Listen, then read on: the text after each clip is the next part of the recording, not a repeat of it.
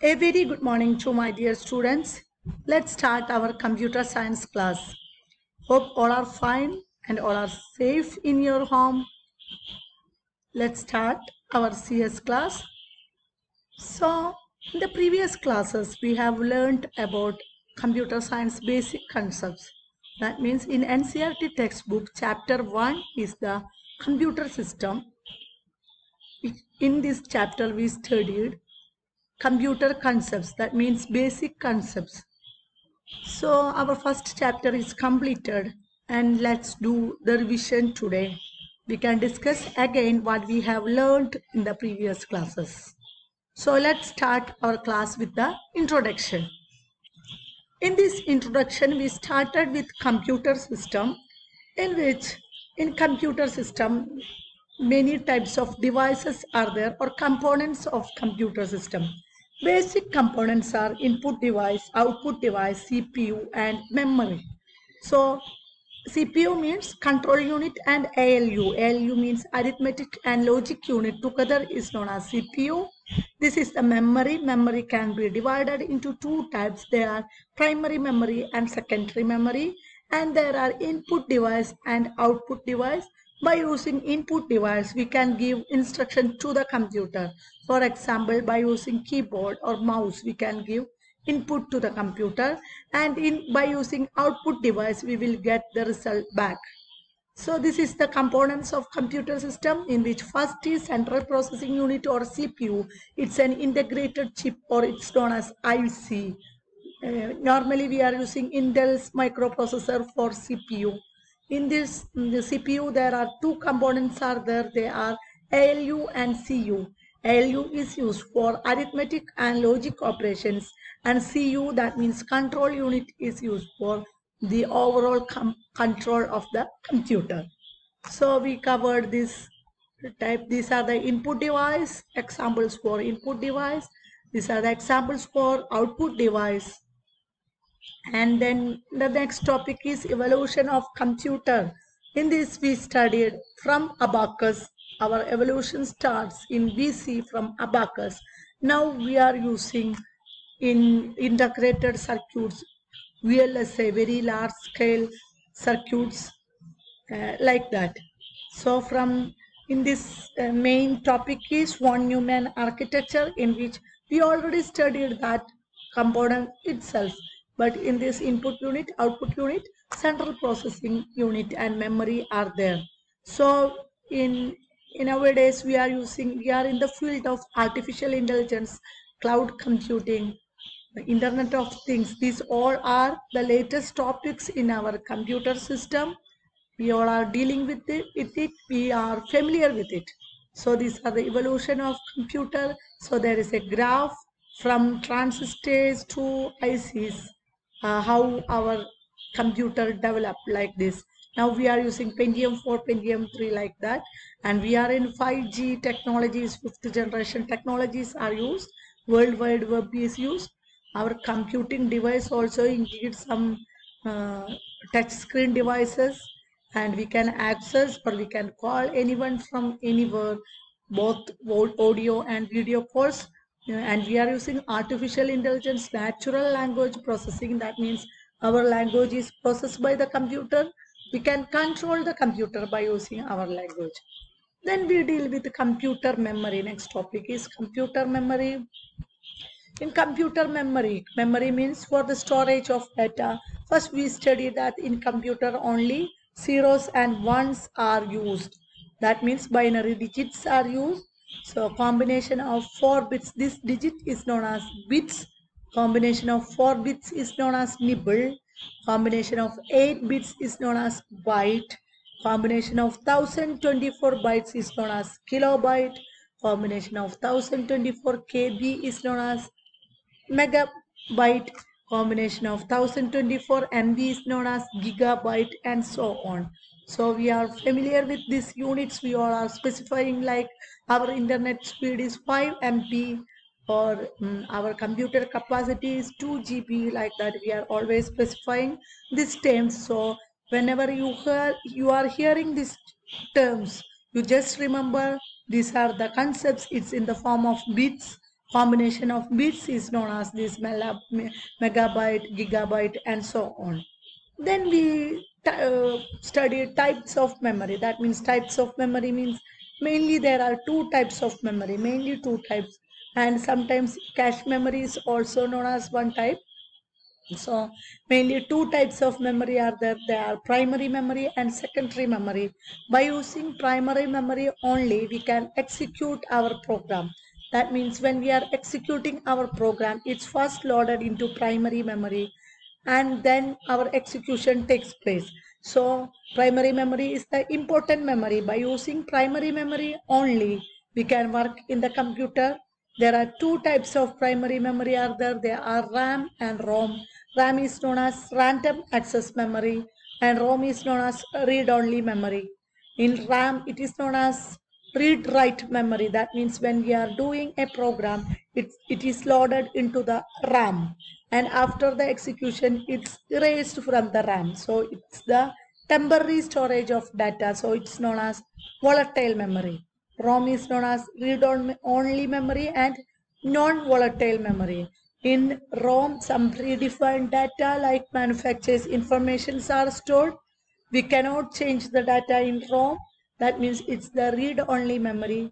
In RAM, when we are switch off the computer, the data will lose. But in RAM, data will be ROM, data will be consistent, and we cannot change the data. So RAM is known as volatile memory and ROM is known as non-volatile memory. So these are the primary memory.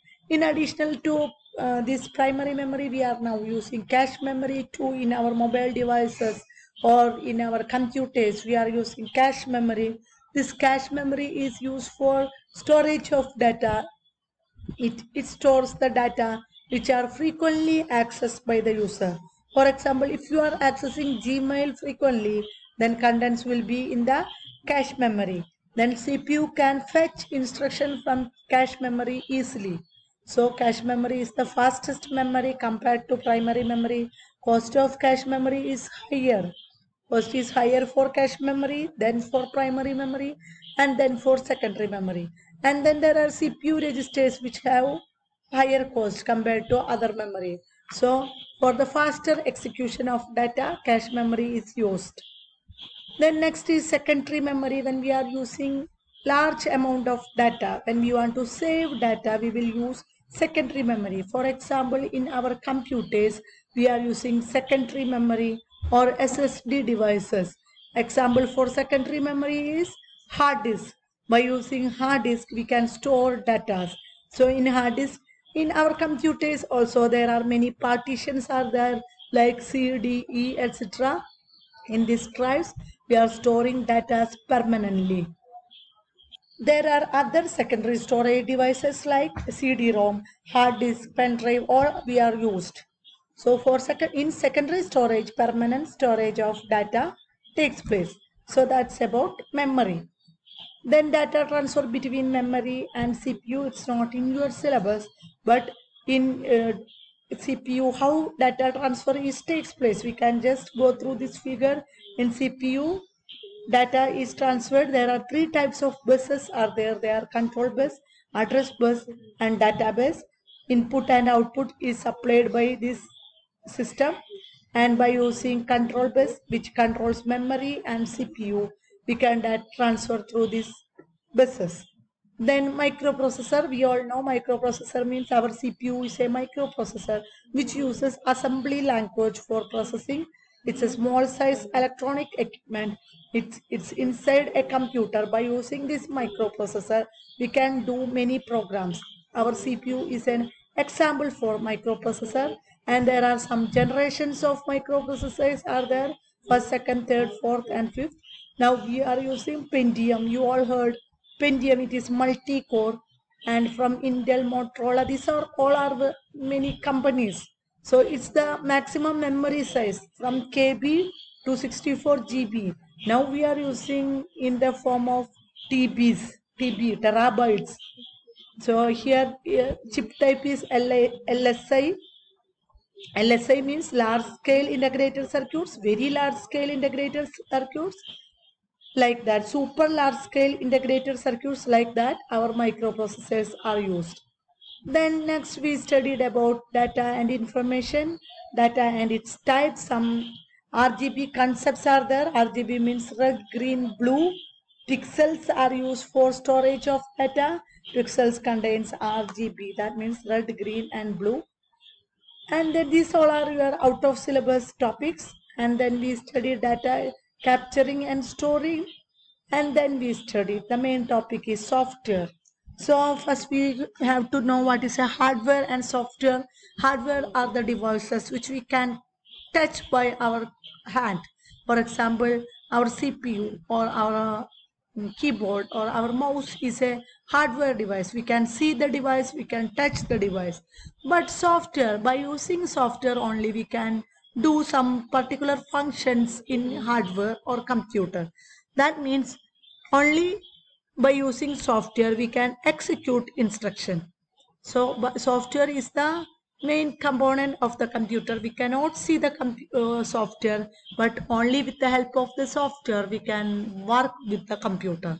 There are two types of softwares are there. They are system software and application software. System software, it is the main software. By using system software only, we can do any types of operations like word processing, calculator, or we can do program only with the help of system software only. Example for system software is our operating system. You all know there are many types of operating systems are there like Linux, Windows, Android, Macintosh, all are there. So without operating system we cannot perform in our computer. So an operating system is the most basic system software. By using operating system only we can work with the computer. Example Windows, Linux, Macintosh, etc. And there are some system utilities, which is the classification of system software. System utilities like antivirus software, formatting software. We can externally install this software by using which we can protect our computer. So this also system software. And another classification is device driver. For example, if we are using some headset or some keyboard, we have to install corresponding software.